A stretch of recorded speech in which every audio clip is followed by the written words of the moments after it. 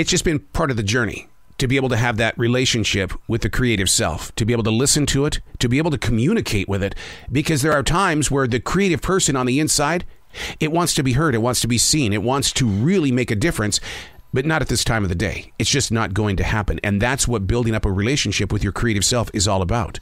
Unplugged, because we will always say yes to creativity. Totally uncut, because we all make mistakes. So turn it into a tool. This is Arroe Unplugged. It's almost like a gift. You know, I don't want to say it's a gift to myself. That's conceited. A little stuck on yourself. But to be able to have your journals in front of you. The words, the shapes of the words. Oh my God, I love the shape of words on a page. Because there is no other signature like yours.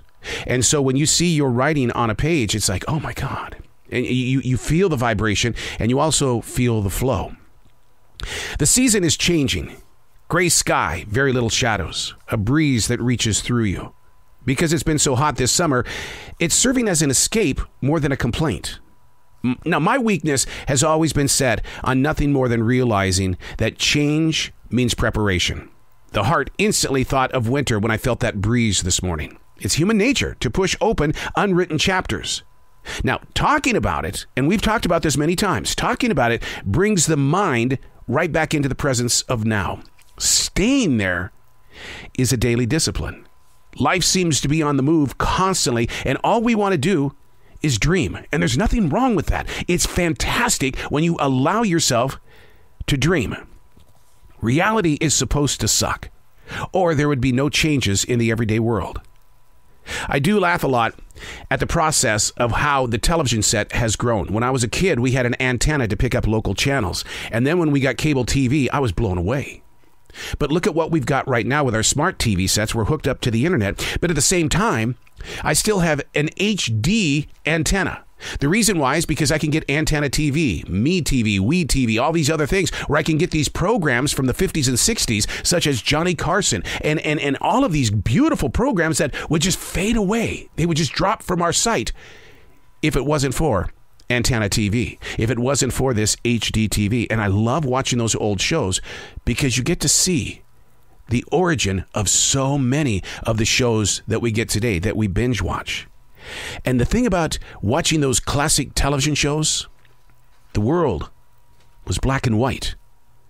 At the same time, it didn't really ever feel like they had the issues that we have today. Hey, it's Arroe. This is The Daily Mess, a chronological walk through an everyday world. I am a daily writer. When you daily write, you learn a lot of lessons about everything around you, and it's not about you. This is The Daily Mess. I heard a commercial yesterday. It was based on the evolution of team building at the workplace. You've been in a place like that. Hey, we all got to get together. We got to do some team building.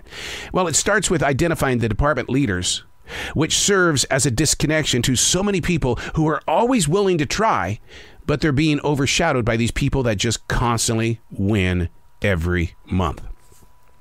Oh, I vividly remember those gatherings and how the same three people constantly picked up their little rewards and their little bonuses and things like that. I've often wondered why big businesses spend thousands of dollars visiting obstacle courses and walking trails. You know, it's the team building day. Well, you know what? The same three sales reps and department heads are still glorified as the rest of us, we rode home on that long and winding road. The commercial was trying to convince people to apply for positions at their place of employment. The guy said their mission isn't to put focus on team building, but rather making the team a solid rock from the very beginning. The message was simple. Too much time is being wasted on trying to build a team. But the problem is, though, is that the very second you think you've got the winning in place, just like the NBA and just like the NFL, it's free agency that rips everything apart. When you've got that one solid team, 1 weekend, 2 weekends, 3 weekends going, you're going, oh my God, this is a winning team. And then it starts to break apart. It reminds me so much of do not ever take a photograph of anybody in a group. And the reason why is because you might as well take a writing instrument and start scratching off the people that'll start leaving. Photographs are evil medicine. They really are. But everybody has to have this team photograph. And I remember when I was at iHeart, I had this sound effects album, old-fashioned sound effects album. And I thought, what am I going to do with it, man? I know.